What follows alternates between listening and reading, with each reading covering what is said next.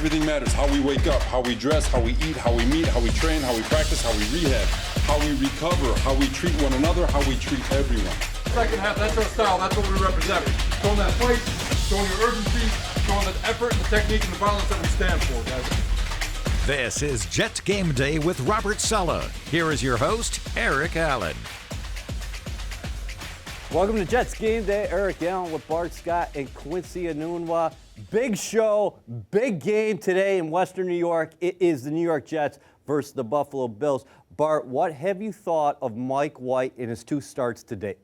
I mean, I thought Mike White has been a true professional. You talk about Mike White, the ball coming out on time. Now, you never want to see a quarterback, any quarterback, throwing the ball over 50 times. But I thought he handled it well. You know, I know when you look at the stat sheet, you're going to see 2 interceptions. But one was a have-to-have at the end of the game, and the other one was off a deflection.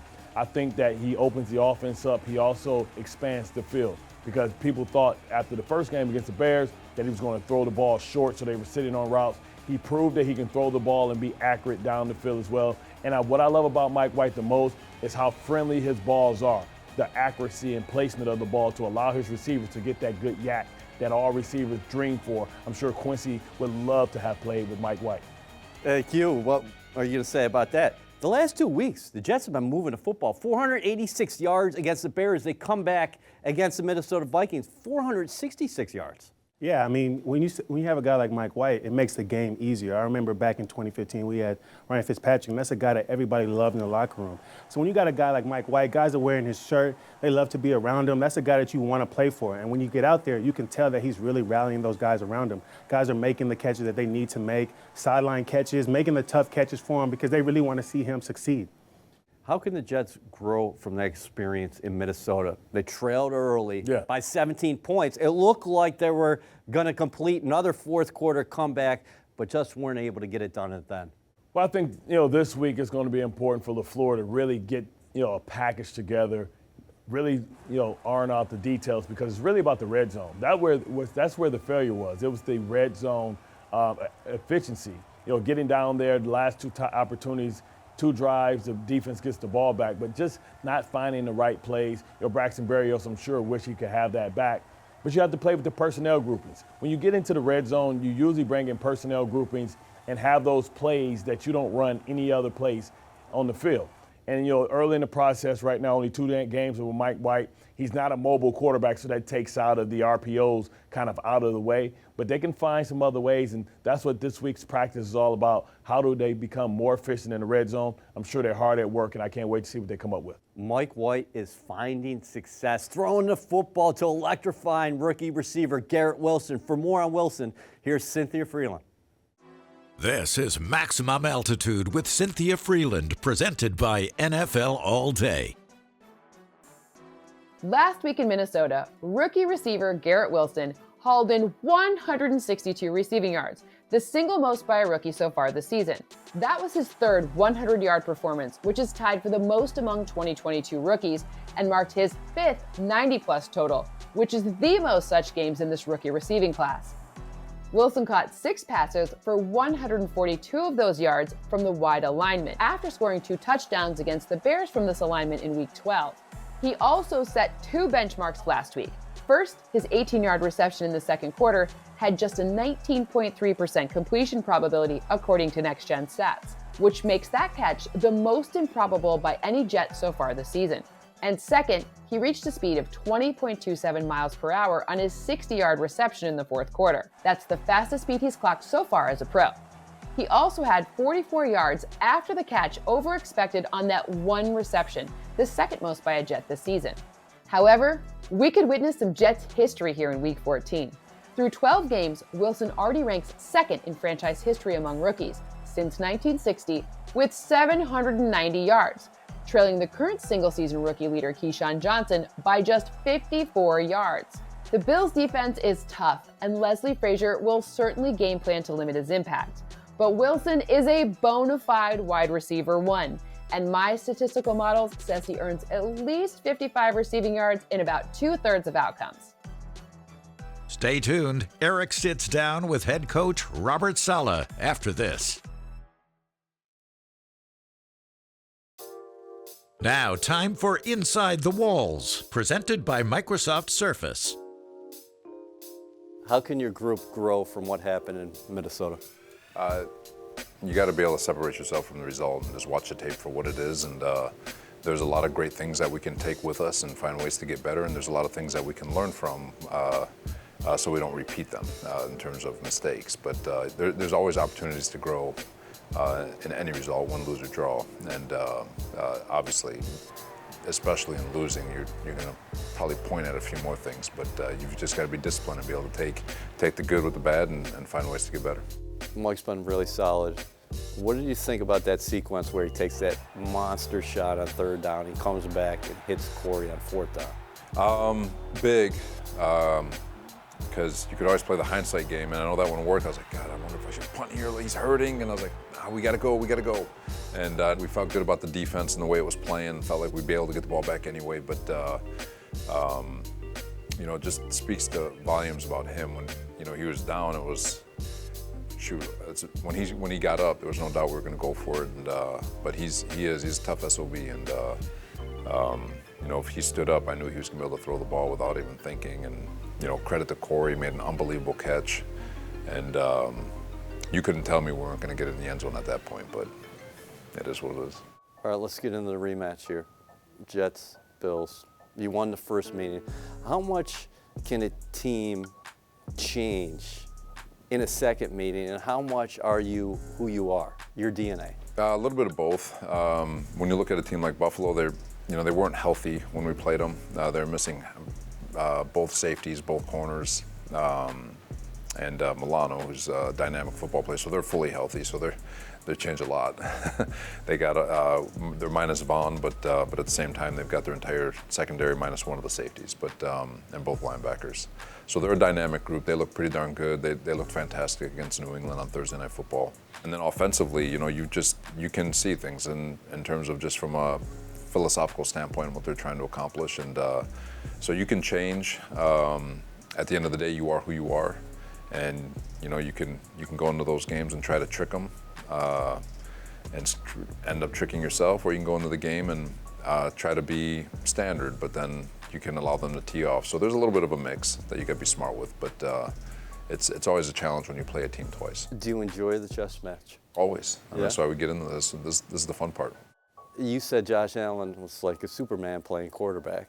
You guys had the kryptonite in that first meeting. How much do these guys relish the opportunity to go against a guy like that? I think if you're any kind of a competitor, you love playing the best, and Josh is deserving. Josh is freaking good, man. He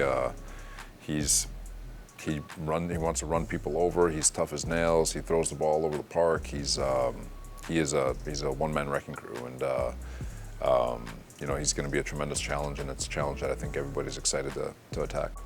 You've already closed the gap inside the division. You've won a lot of games on the road already this year. You talked about the growth that you think you're going to have after this Minnesota game. What do you think about the opportunity at hand going outside in Buffalo against the two-time defending division champs? You're always excited. All these opportunities are always exciting. Every game from here on out is going to be the biggest game of the year. Last week was the biggest game of the year. This week's going to be the biggest game of the year. Detroit's going to be the biggest game of the year. Thursday night, it's not going to stop. Especially this time of month where every game is so darn important. But that's why we talk the way we do in the beginning of the year, where every game is a championship moment. So when you get to these moments, it doesn't change. You keep attacking the week the way we know how to attack the week, and so we'll attack it like we have every other week in terms of just that mindset that this is the most important game of the year because it's this game, and we'll see what happens. Thanks, Coach. Thank you. After the break, we're back in the studio talking Jets football, and Brian Baldinger will break down the tape on Buffalo. Don't go away.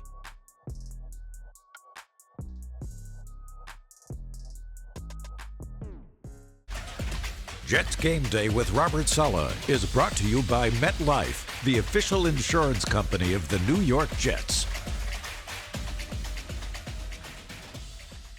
Welcome back to Jets Game Day. Eric Allen with Bart Scott and Quincy Enunwa. It is a huge game inside the AFC East today in Orchard Park.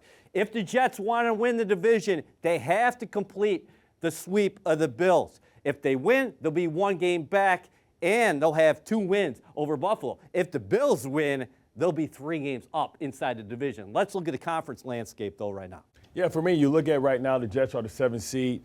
I think they can improve their seeding at least. You talk about the Miami Dolphins and their 3-game schedule. They lost to the 49ers last week. They have to fly all the way back from the East Coast to the West Coast, 6.5-hour flight. That is tough for any team. And what makes it more difficult is that the matchup between the Chargers have the ability to put up tremendous points. They're a very talented offensive team, and you never know how it's going to happen to bounce to the football. And then they have to play the Bills, and that's the beauty about how the NFL. Short week, too. Yeah, that's the beauty of how the NFL is set up, right? The NFL is set up, before that teams can't tank, that now they always play your last games or divisional games, and they mean something. They mean something special. But the Jets are going to have to take care of their business, to make sure that they can hold off the Patriots who are clicking at their heels. So that's why it's so important for the Jets to get ahead and make sure that they can move the seeding. I still have dreams and belief that the Jets can win the division. To do that, they have to put a game in the L department for the Buffalo Bills. Yeah, and speaking of Buffalo, lastly here, they have their eyes on the number 1 seed. They want to get to the Super Bowl by playing in Orchard Park. Okay, Q, let's look at the Jets' remaining schedule. Starting today in Buffalo, you have 3 games in 11 days. Right, and what a time to be a Jet. It's been a while since the Jets have played meaningful football in December. I remember when I was playing, a lot of times in December, you were playing teams and hoping that you were keeping them out of the playoffs. Now the Jets have an opportunity to be in the playoffs. So this game right here, the Jags is going to be a tough one because they're a team that might not make the playoffs. They're going to play them really tough. They're going to go in there, nothing to lose. It's going to be one of those games you got to really bring your hard hat and know that this is going to be a game that's going to be tough. The Seahawks, that's a great team right there. They've been playing really well. They got a quarterback. They got all the different things they need to perform at a high level. The Dolphins, that'll be a really challenging game for the Jets because that's the end of the season. Those 2 teams are right neck and neck with the division, so they're going to be going for who's going to make it to the playoffs and who's going to really make it a good season. Today, it is essentially a playoff game for the Jets and the Bills. For more on the matchup, here's Brian Baldinger. This is Baldi's Breakdown. Thanks a lot, EA. Let's take a look at some of the key matchups today in the second game against the Buffalo Bills. A big matchup in this weekend's game between the Bills and the Jets is going to be the Bills running backs, and they've got 3 of them that they're going to use. They're going to use Motor Singletary, like he's still the starter, and he can still bounce it outside, and he's not going to go out of bounds. He's going to try to draw a little bit of blood with every carry. But last week, in their victory against the Patriots, this James Cook, the rookie out of Georgia, he broke loose. He got a lot of carries, and he also caught a lot of passes, caught all 6 passes.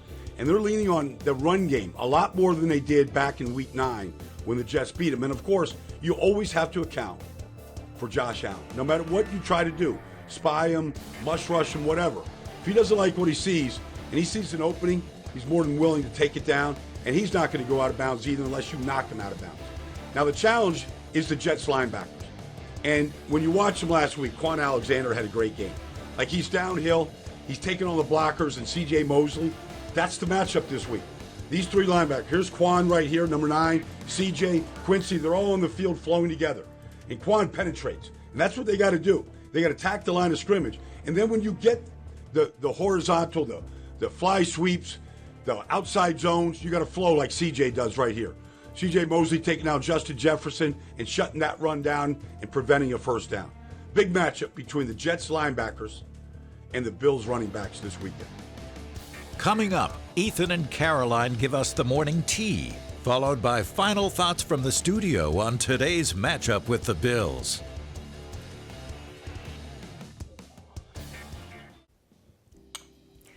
All right, Ethan, last time the Jets and the Bills matched up, Week 9, it was at MetLife. Josh Allen had his worst statistical game with 2 interceptions. Well, the Jets defense very good at taking the ball away. However, the defense only has 1 takeaway over the course of its last 3 games. But in that game, Sauce Gardner, one of 2 Jets defenders, with an interception, and Gardner right now leads the AFC cornerbacks in Pro Bowl voting. Okay, speaking of Pro Bowl voting, Quinnen Williams is second amongst defensive tackles in the AFC Pro Bowl voting. Last time Bills and Jets played, Quinnen Williams had one of the 5 sacks on Josh Allen. Well, Quinnen Williams now has 9 sacks on the year, which is the best mark among interior defensive linemen in the NFL, which is really cool to see.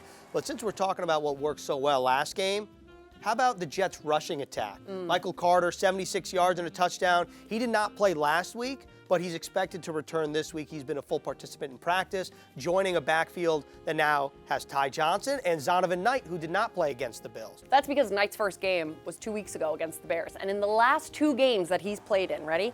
He's had 221 yards from scrimmage. Now, he's only one of 2 undrafted rookies to accomplish that in his first 2 games since 2002. That's extremely impressive, and I would expect the Jets to try to run the ball a lot today, considering the weather forecast, 1. And 2, I just want to say, could be a lot worse. Could be snowy and very chilly. It could be snowy. And that's the T. This segment is brought to you by HCL Tech, supercharging progress. Another great tee with Caroline and Ethan. Bart, in that first meeting between the Jets and the Bills, the green and white were better on both sides on the line of scrimmage. You always talk about styles making fights. How did the Jets match up with this team?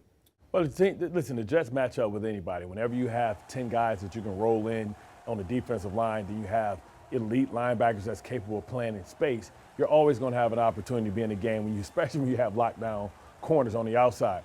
It's going to be imperative because you have to also keep in perspective and tell everybody that they were playing without 2 of their best defensive players, and they were able to take advantage with the Bills, against in the running game, right? Because of some bad fits by the safety that was filling in. But this is an opportunity. The Bills have a left tackle, Deion Dawkins, that has been in and out of the lineup. I don't know how healthy he is, even if he is playing. It's going to be imperative that the Jets are able to make them one-dimensional and make them have to throw the ball to be able to get meaningful yards, keep them in 3rd and longs by not allowing them to win. And they can't make the same mistake that they made last game when they played the Bills. When they walk C.J. Mosley up, they automatically change it to a speed sweep quarterback keeper, and that was a big explosive play that put the game at risk. I think the Jets are going to have to beat them with a light box. And last week they struggled with a Cook, but it was Dalvin, the better of the 2 brothers. James Cook is still a player that they have to have a healthy respect for, not just because he's able to help hurt you on the ground, but he's able to hurt you through the air. And if it has been a weakness in his Jets defense, it's been guys and running backs catching the ball in space, Stevenson mainly, but guys catching the ball in space and making them pay.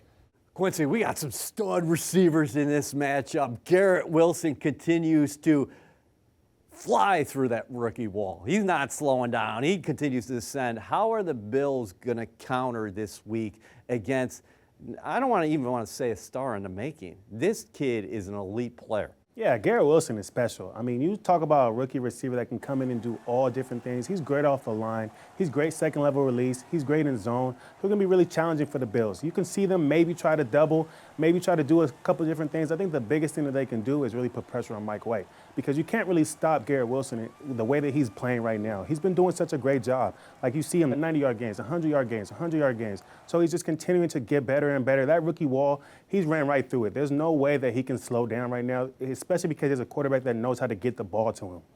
You know, when you listen to Q, I think he hit the nail on the head when you talk about they may try and heat him up because Von Miller isn't there, and A.J. Epenesa is more of a power guy. He's not a finesse or speed guy around the edge. So to try and speed Mike White up, they're going to have to be aggressive. What I love about Mike White is he understands the answers to the test. His pre-snap recognition is going to allow him to understand where to get the football. If they put Tre'Davious White, who was one of the best corners in the game before the ACL, he came back a couple weeks ago.